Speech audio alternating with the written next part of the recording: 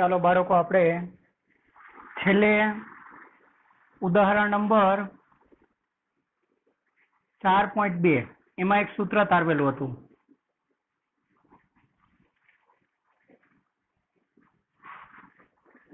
ચાલો આમાં એક સૂત્ર તારવેલું હતું કે બે સદિશોના મૂલ્ય અને દિશા હોય, બે સદિશોના મૂલ્ય આપેલા હોય, બે સદિશોના મૂલ્ય તથા તેમની વચ્ચેનો ખૂણો આપેલ હોય તથા તેમની વચ્ચેનો ખૂણો આપેલ હોય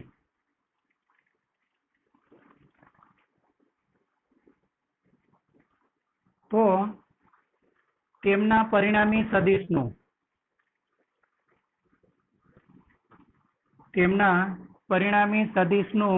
મૂલ્ય અને દિશા શોધવા. સદિશનું મૂલ્ય અને દિશા શોધો અથવા એ માટેનું સૂત્ર શોધો. બરાબર. ચાલો આપણે આ સૂત્ર તારવવાનું હતું. તો બે સદિશોના મૂલ્ય તથા તેમની વચ્ચેનો ખૂણો આપેલ હોય તો તેમના પરિણામી સદિશનું મૂલ્ય અને દિશા. પહેલા આપણે આ સૂત્ર જોઈ જઈએ, પછી તેના પર આધારિત દાખલા. ધારો કે બે સદિશો એ અને બી આપેલા છે.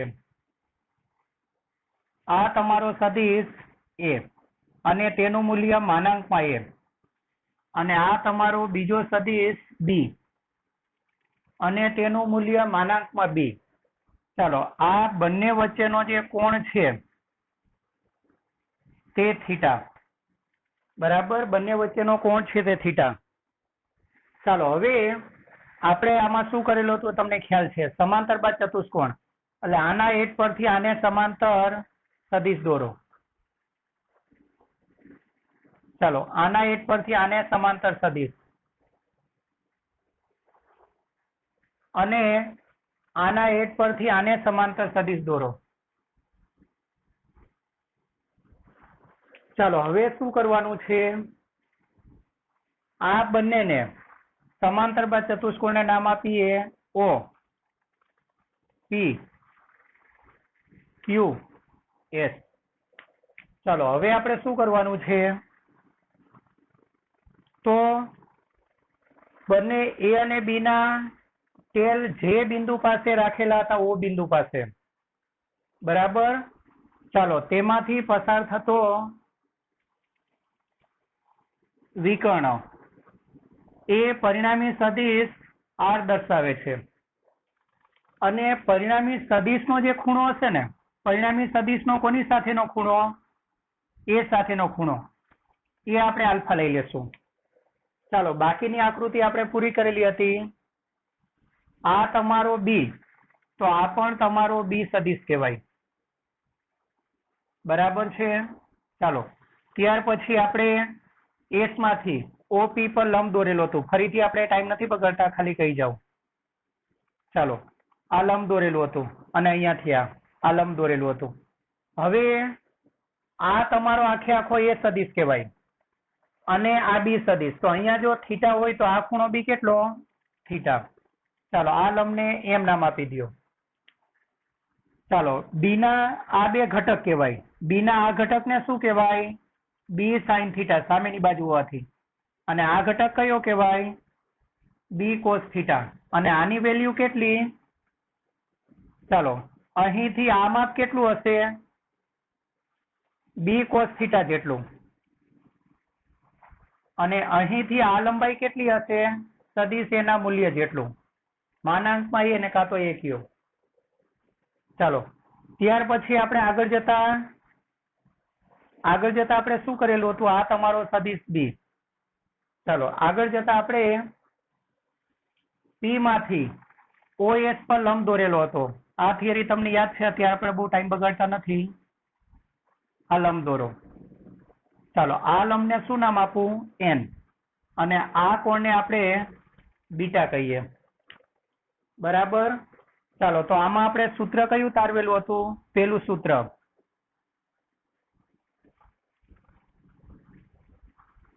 ચાલો પરિણામી સદિશ સદિશ આર નું મૂલ્ય બરાબર. ચાલો પરિણામી સદિશ આર નું મૂલ્ય શોધવા માટેની બે મેથડ હતી. એક કોસાઇન ની રીત. ચાલો કોસાઇન ની રીતમાં આપણે શું કરતા, બે રીત હતી. રીત 1 બરાબર. ચાલો કોસાઇન ની રીત. આ રીતમાં આપણે શું કરતા, તો પરિણામી સદિશ આર ના મૂલ્યને આપણે બતાવતા માનાંકમાં આર. ચાલો અને પેલા સદિશનો વર્ગ, તમને આપેલા બે સદિશો કયા છે, એ અને બી, એટલે એ નો વર્ગ પ્લસ બી નો વર્ગ, આમાં મૂલ્ય લેવાનું, પ્લસ 2ab અને એ અને બી વચ્ચેનો જે ખૂણો હોય તેનું કોસ વિધેય. એ અને બી વચ્ચેનો કોણ કેટલો છે, થીટા, તો ab કોસ થીટા. ચાલો કોસાઇન ની રીત. અને બીજી રીત કઈ હતી, સાઇન ની રીત. એને લામીસ થિયરમ કહેવાય. ચાલો સાઇન ની રીત, એને શું કહેવાય, લામીસ થિયરમ. ચાલો લામીનો પ્રમેય કહેવાય એને, સાઇન ની રીત. બરાબર. હવે સાઇન ની રીતમાં શું કરવાનું, તો મેં તમને યાદ રાખવાની રીત કીધી હતી. ચાલો વચ્ચે ઇક્વલ અને 3 પદ સરખાવાના. નીચે હંમેશા સાઇન વિધેય. નીચે કયું વિધેય, સાઇન, એટલે તો સાઇન ની રીત કહેવાય, સાઇન. ચાલો સાઇન અને સાઇન. હવે કયું સાથે કયો ખૂણો લેવો, તો એક વસ્તુ ધ્યાન રાખજો. ધારો કે હું પેલા એ લઉં, એ, તો તમને આકૃતિ પરથી કન્ફ્યુઝ થાય એવો છે કે મારે કયો ખૂણો લેવો, પણ તમને હું યાદ રાખવાની રીત કહી દઉં. બરાબર. ચાલો આપણે શું કરવાનું, એ નીચે એ સાથે જે ખૂણો કનેક્ટેડ ન હોય તે લેવાનો. હવે જુઓ, આ આપણો એ સદિશ, તો એ સદિશ સાથે ખૂણો કનેક્ટેડ છે આ, કારણ કે આલ્ફા કોની વચ્ચેનો કોણ, એ અને આર વચ્ચેનો, એટલે આ ખૂણો કનેક્ટેડ છે, એટલે આલ્ફા નહીં લેવાનો. પછી થીટા કનેક્ટેડ છે, કારણ કે થીટા કોની વચ્ચેનો કોણ, એ અને બી વચ્ચેનો, તો આ બી નહીં લેવાનો, આ પણ નહીં. હવે બીટા કોની વચ્ચેનો કોણ છે જુઓ, તો બી સદિશ અને આર સદિશ, તો એમાં આ કનેક્ટેડ નથી. તો ચાલો એ સાથે ડાયરેક્ટલી કયો ખૂણો કનેક્ટેડ નથી, બીટા, તો આપણે નીચે લેવાનું છે સાઇન બીટા. ચાલો હવે આપણે એ બી અને ત્રીજો પરિણામી સદિશ આર, પેલો સદિશ નું મૂલ્ય એ, બીજો સદિશ બી અને આર. ચાલો હવે બી સાથે કયો ખૂણો કનેક્ટેડ નથી જુઓ, બી સાથે થીટા કનેક્ટેડ છે, કારણ કે થીટા કોની વચ્ચેનો કોણ, એ અને બી વચ્ચેનો, તો થીટા નહીં લેવાનું.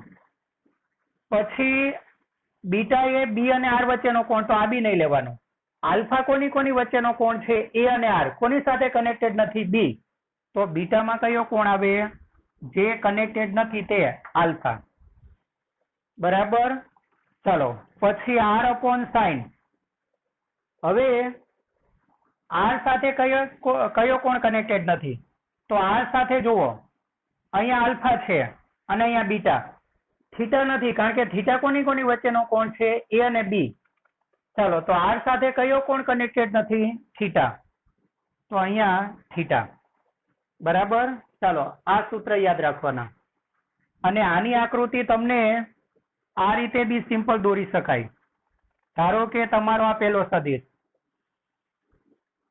આ બીજો સદિશ અને આ ત્રીજો સદિશ, આ રીતે હોય. બરાબર. આ તમારો ધારો ત્રિકોણની રીત મુજબ. ચાલો સદિશ એ અને એના હેડ પરથી શું કરશું, આ બીજો સદિશ બી અને આ તમારો પરિણામી સદિશ આર. બરાબર. ચાલો આર સામેનો ખૂણો કયો, આર સાથે કનેક્ટેડ ખૂણો કયો નથી, થીટા, તો આ ખૂણો તમારો થીટા કહેવાય.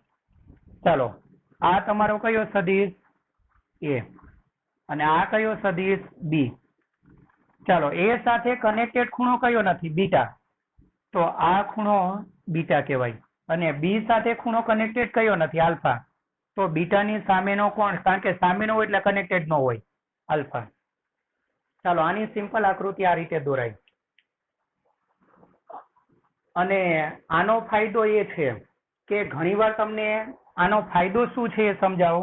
દાખલા તરીકે ધારો કે આ રીતે 3 ત્રિકોણ આપેલા હોય, 3 સદિશો આપેલા હોય, બરાબર, અને કાટકોણ ત્રિકોણ ન હોય, અને ધારો કે સદિશ એ, બી અને આર, અને આમાંથી કોઈ પણ એક ખૂણો આપેલો છે. દાખલા તરીકે આ ખૂણો ધારો કે 45, અને સમબાજુ ત્રિકોણ તો શક્ય જ નથી, નહીંતર 60-60 હોવા જોઈએ. આ 45. તો હવે તમને કોઈ પણ બે ના મૂલ્ય આપેલા છે. ધારો કે સદિશ એ નું મૂલ્ય 10 મીટર, સદિશ બી નું મૂલ્ય 8 મીટર. તો બાકીની બધી જ ભૌતિક રાશિ આના પરથી મળી જાય. તમને બી આપેલું છે એટલે તમારે શું કરવાનું? બી એની સામેનો કોણ sin 45, બરાબર. અને તમને બીજું શું આપેલું છે? એ. તો એની સામેનો કોણ થીટા શોધી લેવાનો, બરાબર, sin થીટા. ચાલો આના પરથી તમને આ વેલ્યુ છે, એની બી ની વેલ્યુ છે, એની વેલ્યુ છે sin 45 એટલે 1/√2. તો આના પરથી તમને થીટા મળી જાય. હવે આ ખૂણો છે આ મળી જાય તો 180 માંથી બાદ કરો એટલે આ વધારાનો ખૂણો થીટા ડેશ મળી જાય. અને થીટા ડેશ મળી જાય તો અજ્ઞાત વસ્તુ આર મળી જાય. ચાલો આ રીતે આ સૂત્ર કાટકોણ ત્રિકોણ સિવાયના કોઈ પણ ત્રિકોણ હશે તો એમાં કોયડા ઉકેલવા માટે બહુ કામ લાગશે આપણને. ચાલો હવે આપણે શું કરવાનું છે? આની દિશા શોધવાની, બરાબર. એટલે આર નું મૂલ્ય આ બે રીતે મળે. હવે તમારે પરિણામી સદિશ આર ની દિશા શોધવાની છે. ચાલો તો પરિણામી સદિશ આર ની દિશા,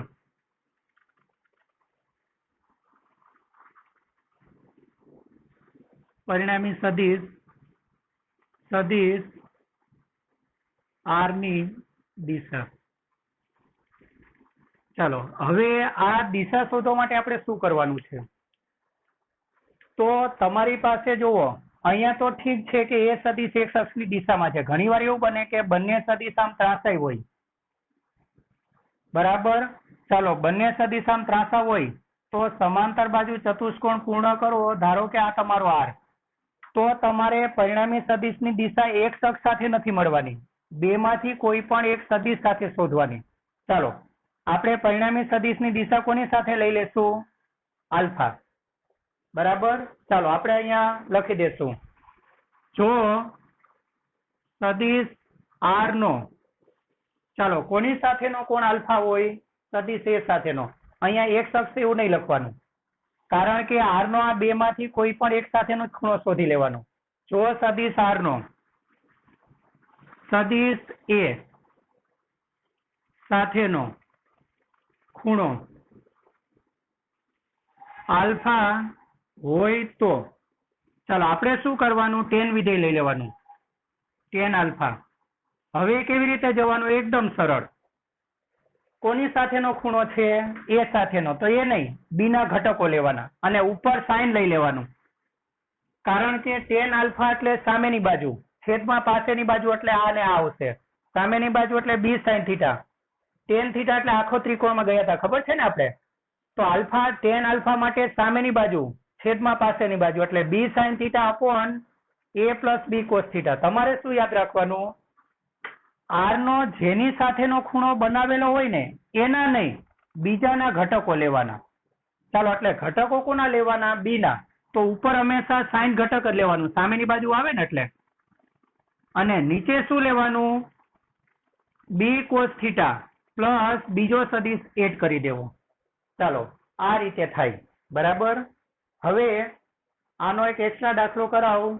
બીજો એક દાખલો હું તમને બે ત્રણ દાખલા હોમવર્કમાં આપીશ, એ બરાબર કાળજીપૂર્વક કરવા.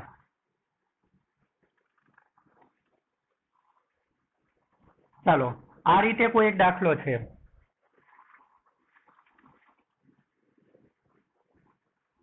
કોઈ એક કણ પર 8 ન્યૂટન અને 10 ન્યૂટનના બે બળો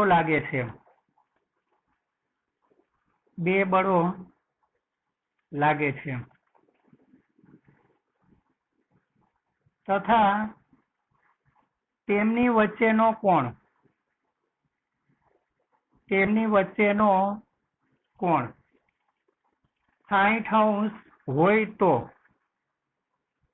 હોય તો પરિણામી સદિશનું મૂલ્ય. અને પરિણામી સદિશ નો કહેશે તો બીજી રીતે બી કહેશે, કણ પર લાગતા પરિણામી બળનું મૂલ્ય અને દિશા શોધો. તો આમ પણ કહેશે, તો હોય તો કણ પર લાગતા પરિણામી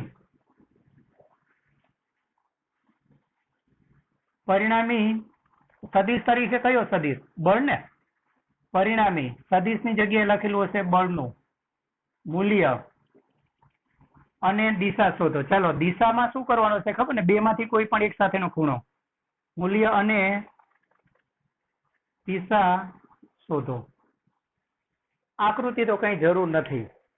દાખલા તરીકે આ જ આકૃતિમાં 8 ન્યૂટન ને આ કયું કેટલા ન્યૂટન? 10 ન્યૂટન. ચાલો આ રીતે જ છે આકૃતિ. તમારે સિમ્પલ આ કણ, આ તમારો કણ, તેના પર બે બળો લાગે છે 8 ન્યૂટન અને 10 ન્યૂટનના. તો પરિણામી બળનું મૂલ્ય અને દિશા શોધો.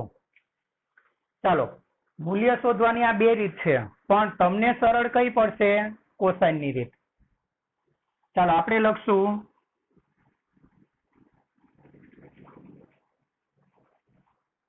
પરિણામી બળ. ચાલો હવે એક કામ કરો, આને હું F1 કહું, આને F2. તો પરિણામી બળને F નામ આપી દો ને. તમને જો F ન ફાવે તો આ લખશો તોય વાંધો નહીં, પણ બને ત્યાં સુધી આપણે ઓરિજિનલ સંકેત જાળવવાના. પરિણામી બળ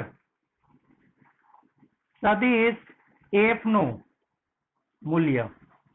ચાલો તો F ના મૂલ્યને કેવી રીતે લખાય? માનાંકમાં F. ચાલો સૂત્ર કયું?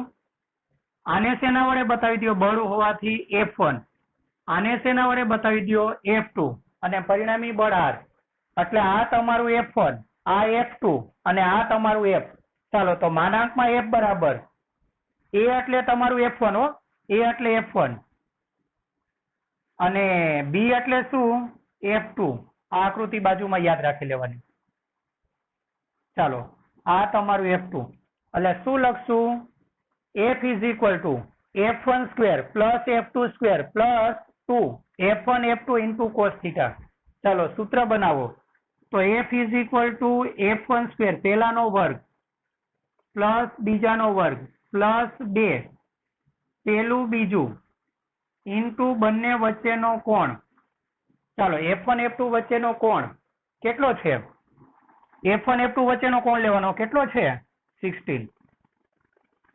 આ જે તમારે આ સૂત્રમાં જે ખૂણો લેવાનો ને એ આ બંને મૂળ સદિશો વચ્ચેનો કોણ લેવાનો. અહીંયા મૂળ સદિશો વચ્ચેનો કોણ જોવો અહીંયા આકૃતિમાં A અને B વચ્ચેનો કોણ લેવાનો. આ જે તમારો થીટા હતો એ મૂળ બે સદિશો વચ્ચેનો કોણ છે. ચાલો F1 એટલે કેટલા? કિંમત જોઈને મૂકતા જાઓ. ચાલો 8 નો વર્ગ પ્લસ F2 એટલે 10 નો વર્ગ પ્લસ 2. ચાલો F1 એટલે 8, F2 એટલે 10 અને cos 60 1/2. cos 60 એટલે 1/2. ચાલો સાદુરૂપ આપીએ. 8 નો વર્ગ 64, 10 નો વર્ગ 100. ચાલો આ બે કેન્સલ થાય 80 બરાબર. ચાલો આનું સાદુરૂપ આપીએ એટલે 64 પ્લસ 100 પ્લસ 80 નું વર્ગમૂળ 15.62. ચાલો એટલે 15.62 ન્યૂટન આટલું બળ લાગશે કણ ઉપર. અને આ જે બળ છે ને સાદા સરવાળા કરતા હંમેશા ઓછું જ હોય, 10 ને 8 18 કરતા ઓછું. ચાલો હવે પરિણામી બળ F ની દિશા શોધવા માટે કોની સાથેનો ખૂણો લઈ લેશું? F1 સાથેનો. F1 એટલે કયા? 8 ન્યૂટન. ચાલો ધારી લ્યો. ધારો કે સદિશ F નો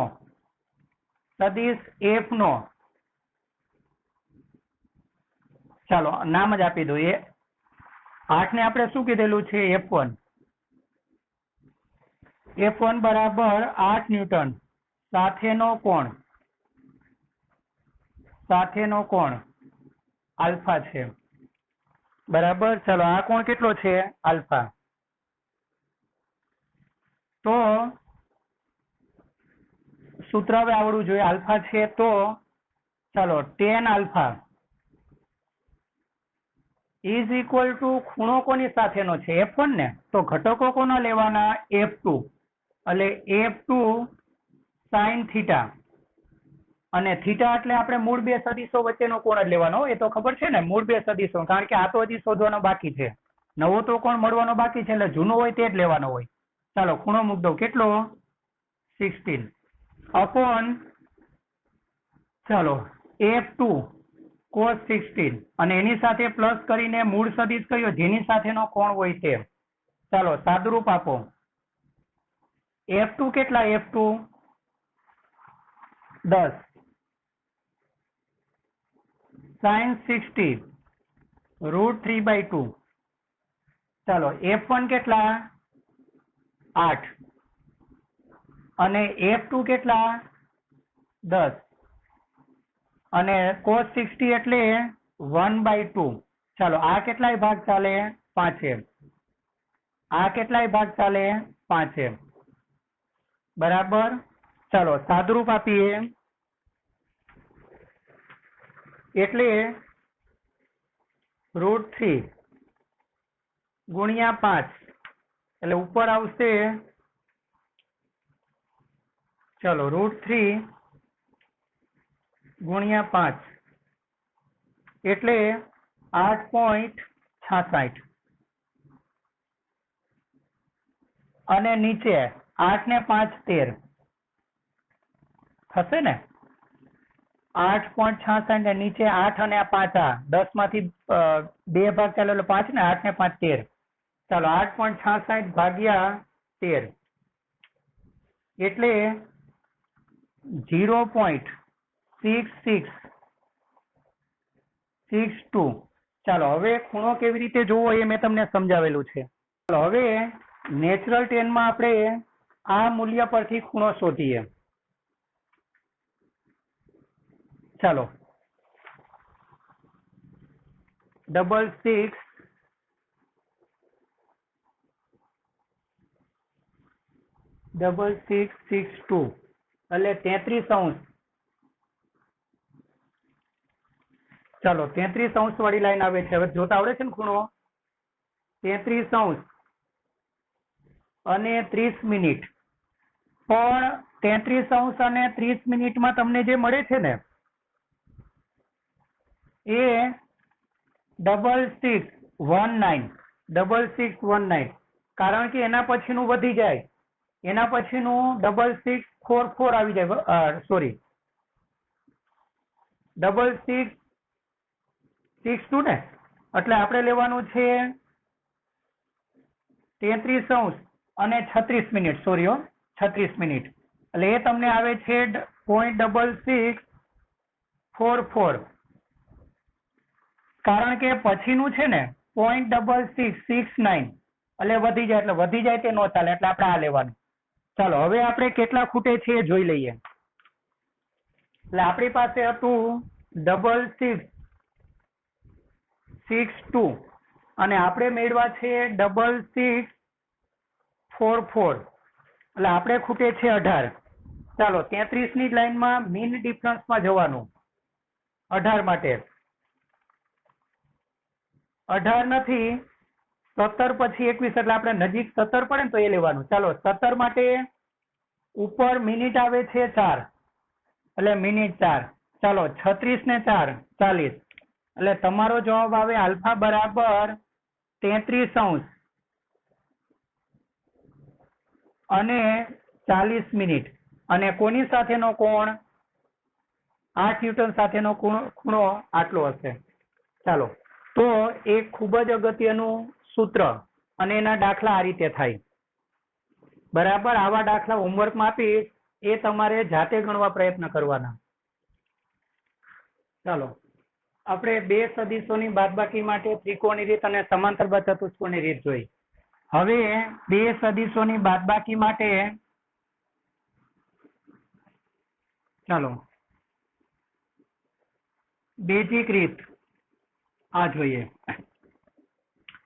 બરાબર, ચાલો કેવી રીતે જવું? આ તો ઘટકોના સરવાળા પરથી યાદ છે ને, જેટલા સદિશો આપ્યા હોય બધાના એક્સ ઘટકોના સરવાળા પરથી rx મેળવવું, જેટલા સદિશો આપ્યા હોય બધાના ay ઘટકોના સરવાળા પરથી ry મેળવવું.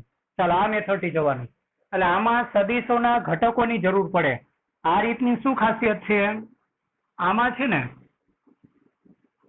સદિશોના ઘટકો ફરજિયાતપણે જોઈએ, જો ન હોય તો મેળવવા પડે.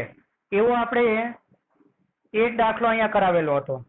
ચાલો હવે જુઓ, આપણે પેલા રીત સમજી લઈએ. ધારો કે બે સદિશો આપેલા છે. ધારો કે સદિશ એ, એના ઘટક લઈ લ્યો. ચાલો શું કે x i cap plus ay j cap તથા બીજો સદિશ લઈ લઈએ. ચાલો, તથા બી સદિશ બરાબર આપણે શું કહી દઈએ, bx i cap plus by j cap આપેલા છે.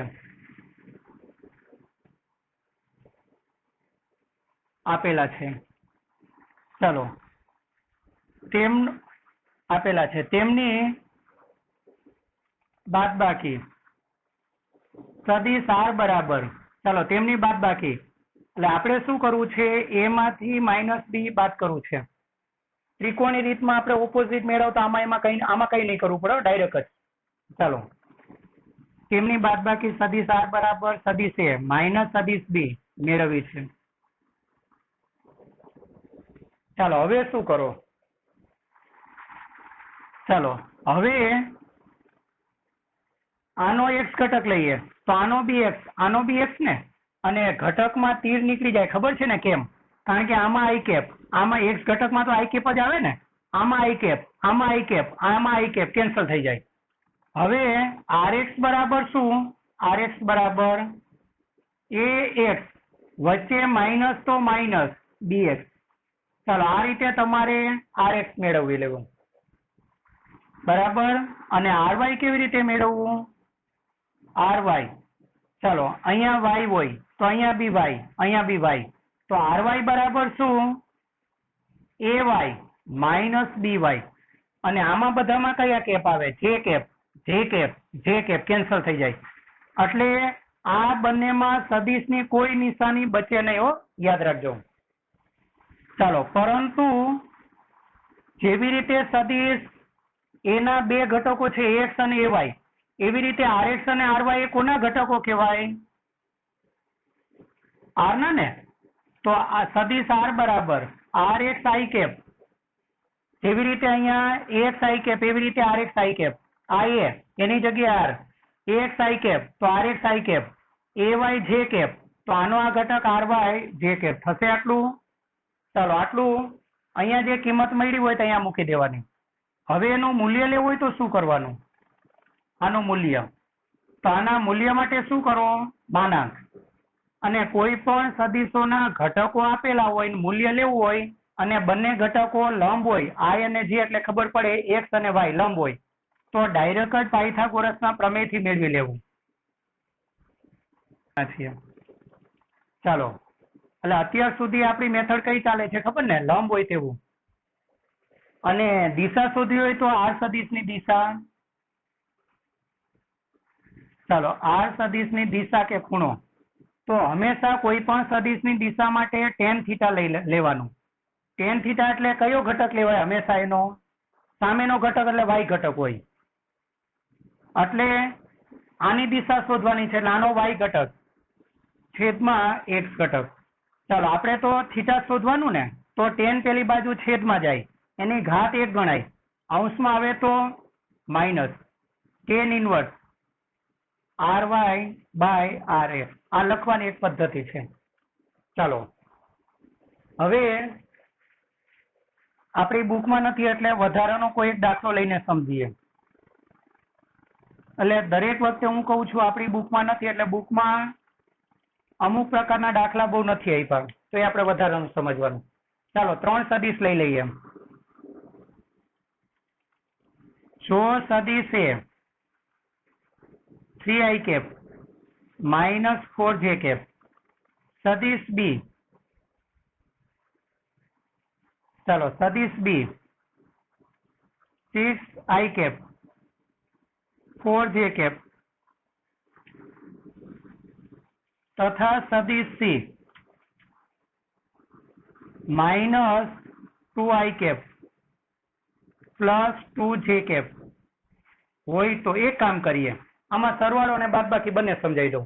હોય તો ચાલો સદિશ એ અને બી ની બાદબાકી કરવાની ને એમાંથી સી બાદ કરવાની. ચાલો અથવા એ અને બી ની બાદબાકી કરો. સદિશ એ માઇનસ સદિશ બી પ્લસ સદિશ સી મેળવો.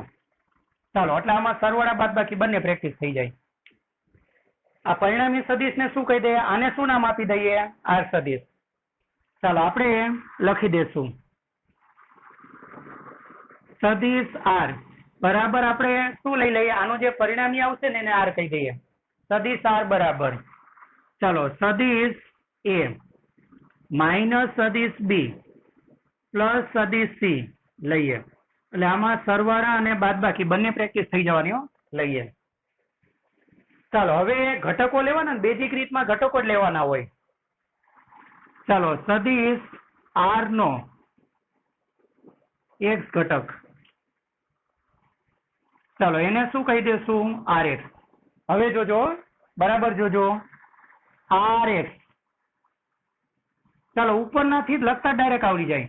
તો rx બરાબર ઉપર જોઈને જ લખાઈ જશે x માઇનસ માઇનસ તો અહીંયા માઇનસ હો bx પ્લસ cx. આવડશે ને આ રીતે? અને ઘટકો લઈએ ત્યારે સદિશની નિશાની નીકળી જાય, કેમ એ આપણે આગળ સમજાવ્યું છે. ચાલો 3 એ 3 ના કયા ઘટકો લેવાના? ax એ તો ખબર છે ને. સદિશ એ માં આને ax કહેવાય, આને ay, b માં આને bx, આને by, આમાં આને cx cy. ચાલો 3 એ 3 ના x ઘટકો લેવાના છે. ચાલો 3 એ 3 ના કયા ઘટકો લઈ લઈએ? x ઘટક, અને ચિહ્ન રાખવાનો સાથે. ચાલો અને i કેપ નીકળી ગયેલું છે. ચાલો ax કેટલા? 3. ax 3. આ વચ્ચે જે માઇનસ હતું તે. bx કેટલા? ચાલો 6. આ વચ્ચે પ્લસ. cx કેટલા? -2. કાઉન્સમાં લખી દો -2. ચાલો થશે કેટલા થાય? 3 -6 પ્લસ માઇનસ -2. ચાલો 6 ને 2 8 માંથી 3 કાઢો એટલે 5.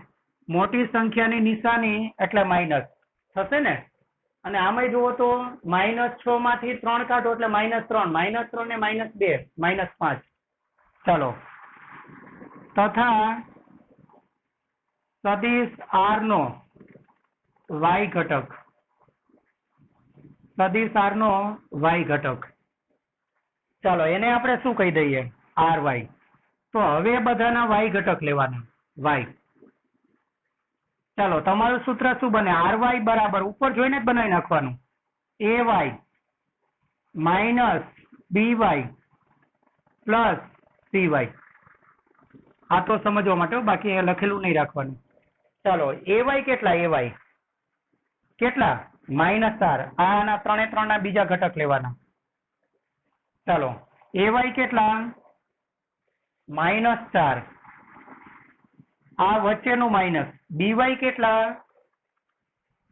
4 પ્લસ cy કેટલા? ચાલો આ વચ્ચેનું પ્લસ. cy કેટલા? 2.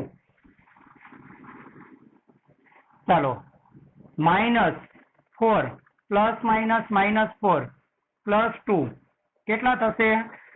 -8 માંથી 2 જાય એટલે -6 અને એકમ નથી.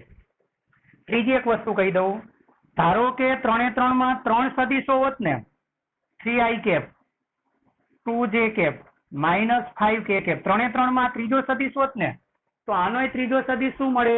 rz. આ z ઘટક કહેવાય હો. તો rz કેવી રીતે લેવા? az, bz અને cz પરથી. એ તો આપણે આગળ દાખલા આવશે ત્યારે વાત કરશું. ચાલો, બંને ઘટકો મળી ગયા. માટે પરિણામી સદીશ r નું સૂત્ર લખી દો. ચાલો, પરિણામી સદીશ r બરાબર, આનું મૂલ્ય શોધવાનું છે તમારે. ચાલો, અહીંયા લખી દઉં, નું મૂલ્ય મેળવો. ચાલો, પરિણામી સદીશ r સદીશ બરાબર, બંને ઘટકો લખી દો, ax i કેપ અને rx અને ry મેળવી જાય પછી આનું સૂત્ર લખી દેવાનું, rx i cap plus ry j cap. rx કેટલા? -5, બાજુમાં i કેપ. ry કેટલા? -6 j કેપ. અને કયા ચરણમાં છે? બંને ઘટક માઇનસ એટલે ત્રીજા ચરણમાં. એટલે તમારું જે પરિણામી સદીશ એ ત્રીજા ચરણમાં છે. ચાલો, i આમ કેટલા? 5, i આમ કેટલા? 6, ત્રીજા ચરણમાં છે પરિણામી સદીશ તમારો. ચાલો, આનું મૂલ્ય લઈ લ્યો. માટે r સદીશનું મૂલ્ય એને કેવી રીતે બતાવશું? માના. અને i અને j એટલે લંબ હોય, લંબ હોય એટલે પાયથાગોરસના પ્રમેયથી જ લઈ લેવાનું. ચાલો, શું કરશું? અંડરરૂટ બંનેના વર્ગોનો સરવાળો. ચાલો, -5 -6, -5 નો વર્ગ 25, -6 નો વર્ગ 36. ચાલો, 6 ને 5 11, 1, 5 ને 1 6, 61. એનું વર્ગમૂળ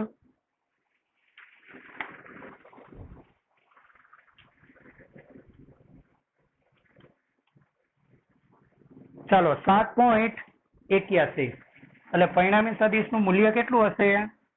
7.81. અને એ મૂલ્ય સદીશની આ પરિણામી સદીશને શું બતાવે? લંબાઈ. ચાલો, તો સદીશોની બાદબાકી એના માટેની બેઝિક રીત આ રીતે થાય. 2 થી સરવાળા જેવી જ, આમાં કઈ નવું નથી.